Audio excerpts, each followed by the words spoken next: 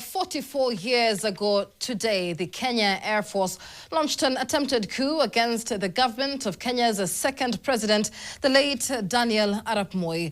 The plot sought to bomb State House, the Ministry of Defense headquarters, and even the Voice of Kenya broadcasting station, now the Kenya Broadcasting Corporation, KBC. However, loyal soldiers led by the then Chief of General Staff, General Mahmoud Mohammed, successfully thwarted the coup attempt. In Nanyuki, retired Major Samuel Kamau Mbatia led a force of 150 Kenya Rifles soldiers against nearly 1,000 Air Force troops, helping prevent further attacks. But as Kenya marks the anniversary of that historic day, the 81-year-old veteran says he has been overlooked and denied the national recognition he believes he deserves for his role in defending the country. And TV's Eugen Mbeka has a story. Early on the 1st of August 1982, Kenya awoke to uncertainty. Fighter jets rode across the skies, producing terrifying sounds akin to those heard before bombs are dropped. Then came the voice of veteran broadcaster, the late Leonard Mambo Mbotela, announcing the government of President Daniel Moi has been overthrown. I was really scared. I was scared stiff. In Nairobi, senior military officers had convened a meeting and dispatched a unit to seize control of the Voice of Kenya VOK broadcasting station. However, about 200 kilometers away at Moi Air Base in Nanyuki, nearly 1,000 mutinous Air Force soldiers were already on standby, with aircraft loaded with bombs reportedly intended to strike State House and the military headquarters. We were opposite the gate ya 3rd Battalion. Na net hapo nikauliza operator ni kitu gani inaendelea hapa, mambo iko namna gani? Wewe afandi, sikifungulia radio yako, mambo ya kuu everywhere elsewhere in Africa, lakini sikuwa najua itakuja hapa kwetu. He had just returned from a mission in Moyale, where he had been deployed to combat bandits. He was off duty when he met a fellow soldier he knew, who informed Brigadier Joseph Musomba, then the commander of Lanit Barracks, where Major Kamau had previously served before being transferred to Nanyuki. Major Kamau was immediately ordered to travel to Nanyuki, where the mutinous soldiers had taken control and help quell the uprising. But Mungu akaniambia, ni wewe mimi natuma, uokoe nchi ya Kenya. Bunduki na marisasi, magazine 2, na ammunition, nikaweka namna hii. Unajua sikuwa na uniform, nisidiria hapo ndani na hapa, na nikasema this is a good day to die. Watu wengi huko kwa barabara celebrating, na kaanza kupiga sisi makofi.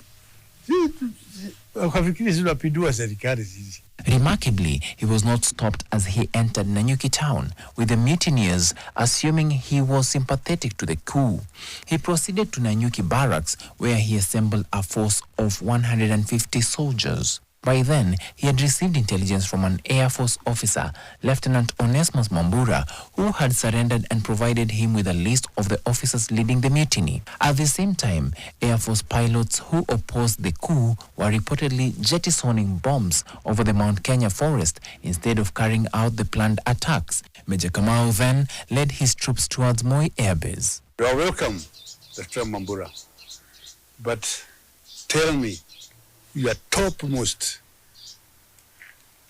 compatriot yeye mlikuwa nafanya hiyo kuongoza hii maneno ya coup, akanipatia.